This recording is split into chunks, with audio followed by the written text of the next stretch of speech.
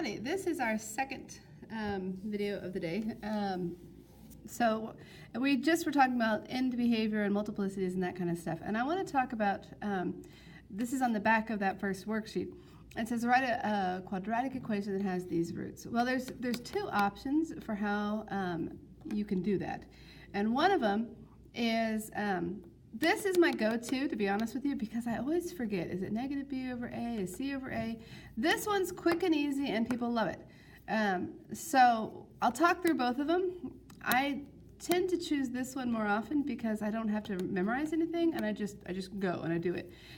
So what we're doing is in option one, it says to write the roots as factors. So if they're telling me that I have a 1 plus or minus root 3, oh, by the way, if I tell you that it has rational coefficients, I can't spell, whatever, and I tell you that it's got a root of 1 plus root 3, if the coefficients, so this ax squared plus bx plus c, if these are all rational numbers and this is 1, 0, well, it has to travel, I like to say he has to travel with a buddy, and so it's going to have this 0 and also its conjugate.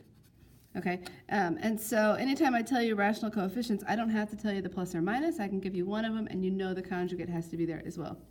Okay, so looking at this, I can write the roots as factors and say x minus one of them and then x minus the other.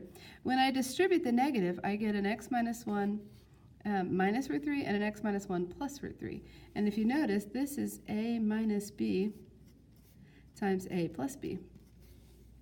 Okay, and that, hopefully, you know that to be a squared minus b squared. If you don't, what I just wrote in purple here, you should go home and write that on your bathroom mirror and get that in your head. This is foundational to everything we're going to do.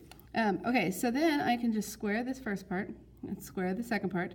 Here's the first part squared, x squared minus 2x plus 1, and then this guy squared becomes, root 3 squared is 3, but I need to make it negative, and so this becomes my final answer.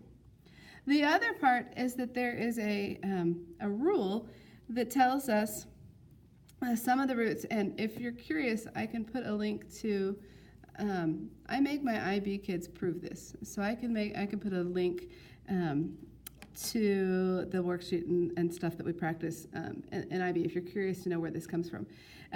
But basically the short answer is that the sum of the roots is negative b over a when it's written like this, and the product is c over a. So I can take my roots and add them up, and notice the conjugates, I lose the square root part, and I get that 1 plus 1 is 2.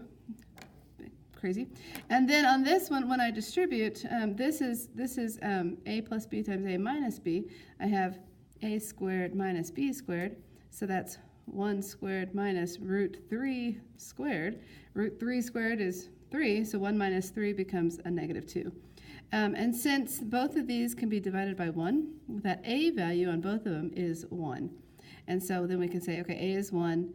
I always forget this part. The sum of the roots is negative b, so if this was 2, then that means b is negative 2, and then the product is c over a, so that negative 2 is our c value.